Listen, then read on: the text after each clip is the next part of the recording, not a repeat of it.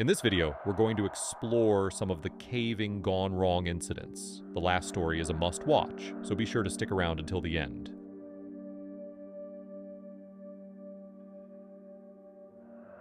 Sloan's Valley Cave is a little-known cave system in south-central Kentucky. Despite being little-known, the system does have a small community of rabid fans. Local officials say that visitors in small numbers come every weekend. In fact, there's even a Facebook community called Sloan's Valley Cavers dedicated to the cave system. What makes the cave so special, and why do so few people know about it? It's a question we'll look to answer as we explore the caves together during this video. But I can tell you one thing. In November of 2006, Sloan's Valley Cave was anything but unknown. In fact, it was the site of a horrific accident that brought it attention from some of the world's largest news outlets.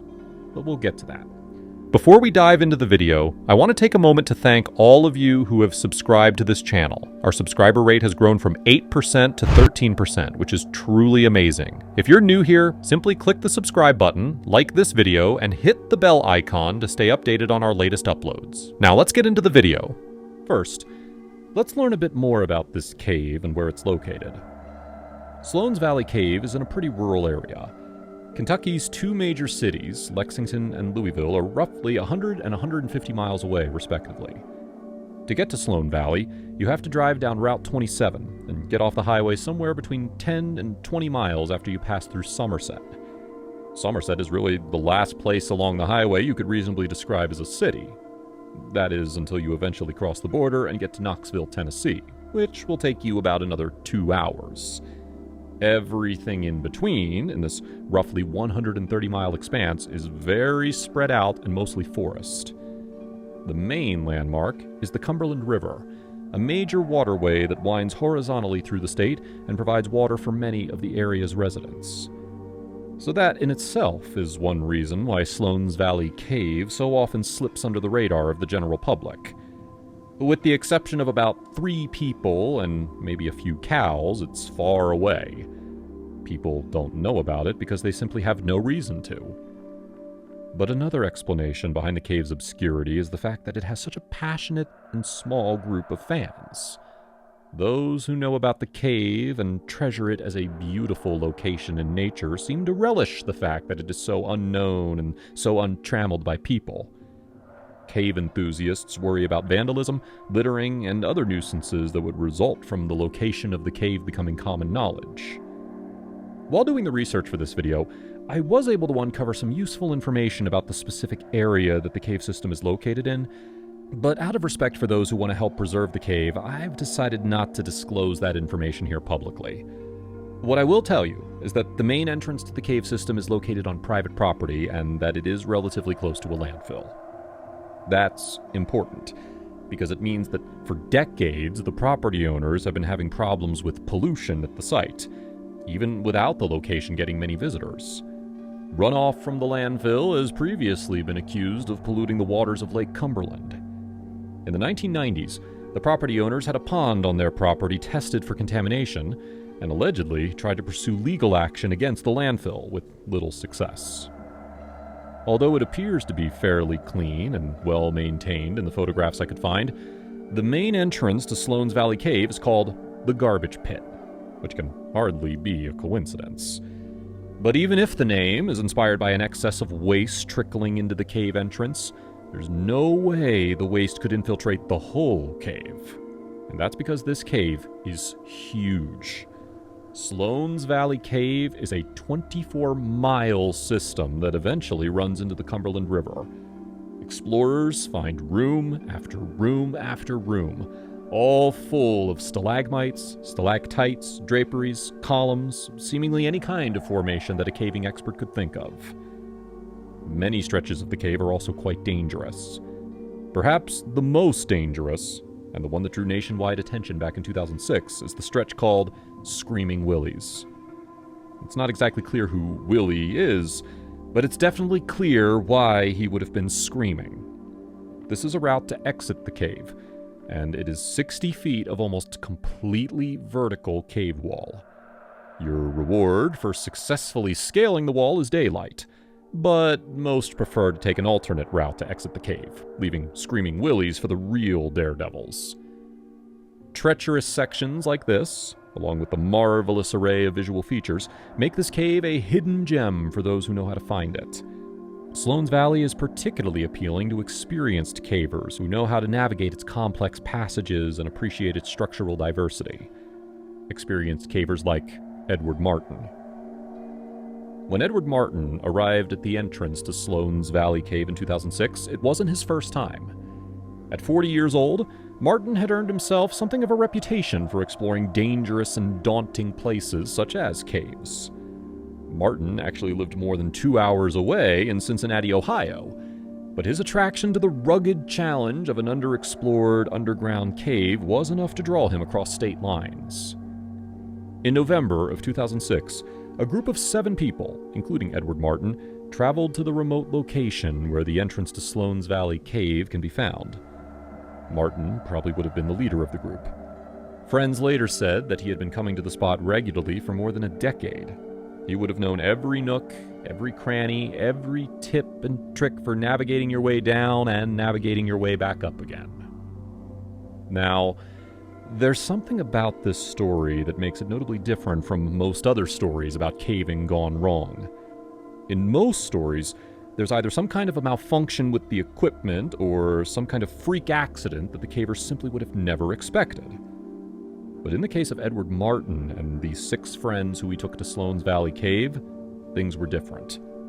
They made the decision to free climb. In other words, without ropes. In a 24-mile cave system, that's a pretty bold decision. Inside the cave, you are, of course, in total darkness, save for whatever light source you happen to bring. In south-central Kentucky, in a cave that connects to a major river, you're also in the presence of moisture. The cave even experiences regular flooding, and pools of water are a common encounter. So, it's slippery, it's dark, and it's full of steep walls, long drops, and jagged rock formations. I think it's safe to say that relying solely on the support of your own hands and feet in this place demonstrates extreme confidence and familiarity. Edward Martin must have felt that he had been here so many times and knew the cave so well that it would be no problem to casually explore it without strapping in. That proved to be a fatal mistake. The group entered the cave around 3:30 or 4 in the afternoon. Despite what surely must have been some nerve-wracking moments, they were able to successfully explore the cave without ropes for about 2 hours, and they would have had lots to see in that amount of time. After passing through the previously mentioned garbage pit that greets visitors at the cave entrance, cavers descend to reach an enormous space called the lake room. There's an arch in this room high enough for an adult to stand underneath. Crossing this massive room would have been a real challenge without ropes. The floor is usually very silty and it is always steep. Once you traverse the lake room, you move further into the cave towards a distant room called the Oasis. Along the way, you'll see every kind of cave rock formation you can find in a textbook. You also might see bats hanging from the ceiling and albino crawdads swimming in the various pools. 24 miles is more than the distance from downtown Manhattan to past the Bronx. Exploring all of that inside a cave in a single day is quite literally impossible. Martin and his friends seemed content with a casual visit, at least for that day. But as they started making their way back out of the cave, they eventually reached a point of disagreement. 3 people in the group wanted to take the easier route out of the last bit of the cave, which makes particular sense given that they were all working without ropes. But the other 4, including Martin, wanted to brave the 60-foot ascent known as Screaming Willies. Rather than force anyone to go against what they were comfortable with, the group decided they would split up. The 3 would go off and follow the different exit route. Martin and the 3 remaining others would climb up Screaming Willies. Martin volunteered to go last. He may have been the most experienced of the 4, so it's possible he did this so as to offer advice and support to the other 3 who would climb before him. One at a time, they made their harrowing journey up the slope and towards the late afternoon above ground. One at a time, they slowly but surely made it. Finally, All 3 of Martin's fellow cavers had made it to the top. Martin was now the only person in Sloan's Valley Cave, and the only one left who needed to make the climb. He started making his way up the slope. 60 feet is a long, long way in these conditions. With very little light, no safety harness, and nothing but cold, damp rock formations, it's the equivalent of climbing up a 5 or 6 floor apartment building and trying to get to the roof. The relief of making it is hard to imagine, and probably what drives ambitious cavers to attempt it in the first place. But tragically, Screaming Willie's had other plans for Edward Martin that November afternoon. At around 20 or 30 feet up the climb, Edward Martin slipped. All at once he went crashing and tumbling down, hitting rocks along the way, and eventually landed on his head and shoulders against the cave floor. His 3 friends who were waiting for him at the top must have heard this happen, and it would have been immediately obvious that 911 needed to be called as fast as humanly possible. The local county sheriff's office received a distress call at exactly 6:36 p.m. that evening. From the moment the call was put in, it would be about 3 additional hours before 40-year-old Edward Martin would be pronounced dead. His cause of death was determined to be blunt force trauma, which he suffered during the fall. According to the chief deputy coroner, people were known to suffer injuries in Sloan's Valley Cave. Others were known to get lost in its enormous expanse of channels and caverns. But to his knowledge, Edward Martin was the first and only person to have died in the cave. And on the face of it, it seems like there isn't much to unpack in terms of what went wrong here. Martin and his friends were exploring a dangerous cave without the necessary safety equipment, and so, when he slipped on a particularly dangerous section, there was no rope to catch him. But there is another important lesson in this tragic story. Ultimately, there was a reason why Edward Martin and his friends went into this cave without ropes. They were confident they could do it. They, or at least Martin, had been to the cave several times before. It felt familiar to them. And familiarity can sometimes obscure the presence of danger. It's not that prior experience doesn't count for anything, it counts for a lot. Having been to the cave before and having considerable experience with caving in general definitely made the likelihood of Edward Martin having an accident less likely. But the important thing to remember is that it could never have made it impossible. Scaling the 60-foot pass known as Screaming Willie's without ropes may be less dangerous if you know what you're doing, but it's still very dangerous. Sadly, Edward Martin encountered the worst possible outcome of that overlooked danger. Having become the site of a horrific death, Sloan's Valley Cave has an aura about it that wasn't there before 2006. Its jagged rock formations and shadowy recesses seem more menacing than perhaps they once did. We can only hope that this unique and relatively unspoiled cave system can remain a place of joy and wonder for the select few who get to visit it, and that no tragedy of such senseless horror will ever strike these passageways again. Would you explore Sloan's Valley Cave if given the chance? Let us know in the comments section below. Thank you guys so much for watching. Be sure to like the video and subscribe for more caving stories in the near future. That's all for now, and I'll see you next time.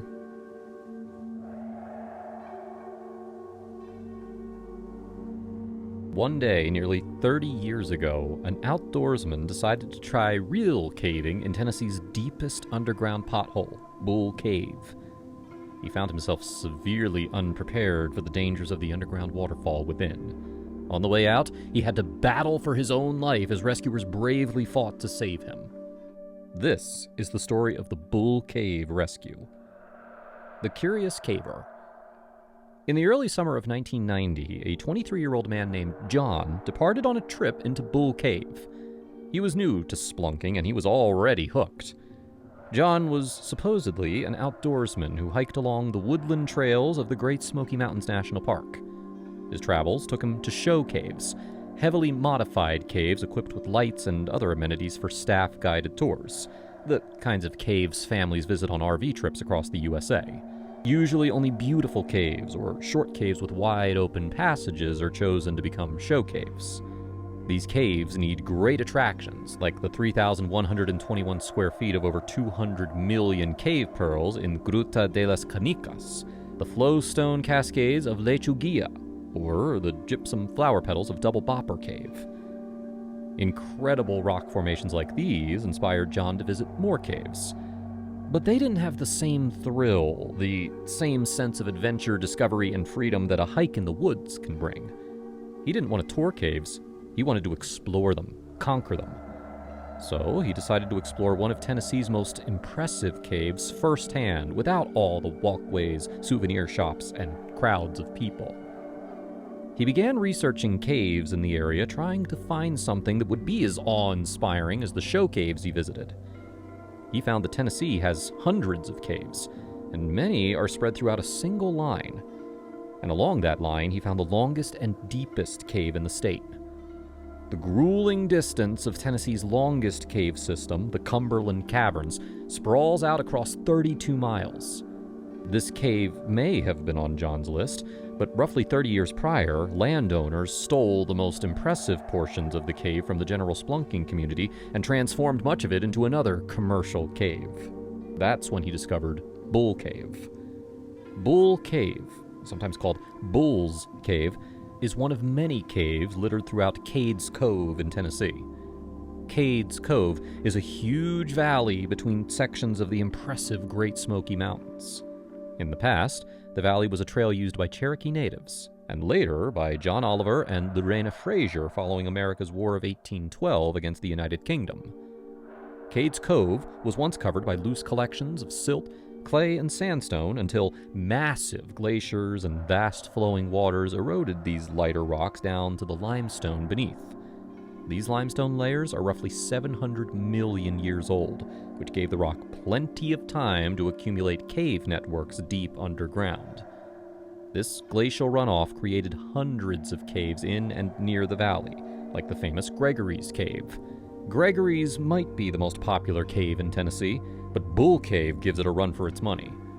Bull Cave is the deepest pit in both Cades Cove and the whole state of Tennessee. Its maximum explored depth stretches down 924 feet into the cold, dark crust of the earth. Even though it's mostly a vertical cave full of dangerous climbing portions, Bull Cave is also fairly long, with 2.3 miles of dark, cramped caverns. John probably didn't love the idea of sleeping overnight in an underground passage, but he thought he could definitely handle a climb. The mountains around the area gave him plenty of opportunity to get climbing experience. He wouldn't be going to the Olympics anytime soon, but he was strong, and he could hold his own through the cave's vertical shafts. On the day of his excursion, he probably gathered the usual outdoor gear: a drawstring athletics bag, a plastic water bottle, some toilet paper, trail mix, some brand new hiking shoes, and some chalk. He met up with an experienced caver who would guide him during their journey. The cave guide thought John was physically fit and capable of handling the challenge of Bull Cave. He thought the upper climbing portion was easy enough to traverse both up and down, so if they ever reached a sticking point that John couldn't overcome, he could easily just climb back up. The two trekked through the Tennessee wilderness and ducked under the rocky opening of Bull Cave. The pair connected their harnesses to anchors and metal clips in the rocky walls near Bull Cave's first drop. At the cliff, their headlamps glinted off water gently spraying from a hole several feet below them near the opposite side of the cylindrical drop. The water looked tame as it misted on the rocks below. They gazed down at the dark hole extending into the empty void beyond their sight and started to climb. Their descent was slow and methodical. John was experiencing difficulty, but he was making progress. They reached the first pitch and continued downward. As they climbed down, the water started getting heavier. John kept pushing himself harder, and they reached hundreds of feet down into the cave. But as they kept going, John was getting more uncomfortable. He wasn't expecting to get drenched. So they started to climb back up Bull Cave. Rescue below the Bull Cave waterfall. John's laundry list was all misguided, but one of his biggest mistakes might sound strange. He should have brought different shoes. And his mistake became clearer as the waterfall got heavier. Most new footwear needs time to break in. Most world-class climbers will use separate shoes for different types of rock, different types of holds, and other conditions. Almost all climbing shoes have little to no treads to create maximum surface tension with rock. Many of these shoes are also lightweight and thin-soled to help climbers feel the rock during risky technical maneuvers. That's why underwater shoes are light and flexible. Regular shoes are big and bulky, creating more surface area, which causes higher resistance underwater. John was definitely experiencing these issues. His shoes were designed for dirt and mud, not slippery limestone. Each movement took extra effort. He couldn't rely on his footing to keep him stable, so he used his arms to force himself up the rope and over each foothold. To make matters worse, his thick, insulating hiking shoes collected water, adding to their weight. Now, the additional weight won't bother people who step in rivers on hikes, but waterlogged shoes quickly become heavy during repeated movements when climbing. Even good footholds against nice, flat rock wedged into the side of the cliff became unstable as water continued pouring from above, getting stronger and faster. His athletic gear was designed to cool off when wet. That way, if it was a hot day outside, his sweat could absorb into the fabric and keep him going. It also provided good ventilation, which is a must-have for sweaty hikes. But deep below Earth's surface, his choices were coming back to bite him. The same breathable fabric provided no resistance to the water flowing over the top of him. The outside water was cooling the fabric down faster than his body could warm it up, trapping him in a tight polyester casket as he tried to climb. So many unknowing first-timers treat caves like hikes. Most of the time, well-traversed or beginner caves can be tackled without the aid of extra gear. But if the going ever gets tough, you'll wish you invested in better gear. You might get weird looks by casuals hiking through easy caves, but if disaster strikes, you'll be ready. Assuming tame caves will remain tame is a costly mistake. Thousands of lives have been lost just in recent history to exposure, cave-ins, or other mistakes that could have been prevented with the right equipment. Unfortunately, John didn't have the luxury of regret. In this moment, his fight for survival had begun. His muscles tensed as he shivered, which made each movement even harder. He had to burn energy just to stretch his muscles out to make the next movement. The stiffness in his fingers turned to rigidity as his hands betrayed him, no longer responding to his commands to grip the rope and rock. Nearly halfway up the final shaft, he hung there in place, still tethered to the rope, but unable to safely descend down to the next ledge. John's guide had to think fast. The same waters that were turning John into a human icicle were threatening to overtake him as well.